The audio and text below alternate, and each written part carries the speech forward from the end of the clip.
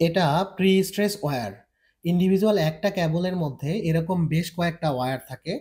Bridge বা ফ্লাইওভারের peer ক্যাপের উপরে যে গার্ডার বসানো হয়, এই গার্ডারগুলার মধ্যেই কিন্তু এরকম প্রি-স্ট্রেস ওয়্যার থাকে। গার্ডার কাস্টিং শেষে কংক্রিট ম্যাচিউর হওয়ার পরে এই ওয়্যারগুলার ২ পাশ থেকে জ্যাকের মাধ্যমে প্রচণ্ড ফোর্সে টানা হয়।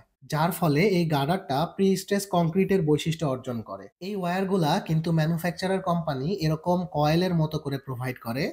পরবর্তীতে এই কয়েল থেকে ওয়্যার বের করার জন্য সম্পূর্ণ কয়েলটাকেই একটা ফ্রেমের মধ্যে ঢোকানো হয়। এই ফ্রেমের মধ্যে ঢোকানোর পরে যে গ্যাপগুলা থাকে, সেই গ্যাপগুলা কিন্তু ওয়েজ কাঠের মাধ্যমে এরকম বন্ধ করে দেয়া হয়। ওয়্যারগুলা এই কয়েলের মধ্যে ভেতর থেকে পেঁচানো হয়।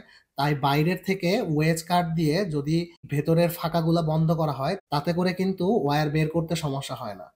ম্যানুফ্যাকচারাররা এই এইচটি ওয়্যার প্রোভাইড করার সময় প্রত্যেকটা কয়েলের গায়ে এরকম একটা টেমপ্লেট দিয়ে দেয়।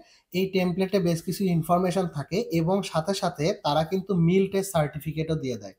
একটা এইচটি ওয়্যারের মিল টেস্ট সার্টিফিকেটে কি ইনফরমেশন দেওয়া থাকে, সেটা নিয়ে আমার অলরেডি একটা ভিডিও বানানো আছে।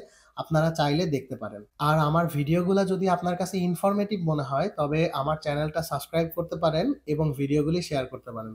ধন্যবাদ সবাইকে। আসসালামু আলাইকুম।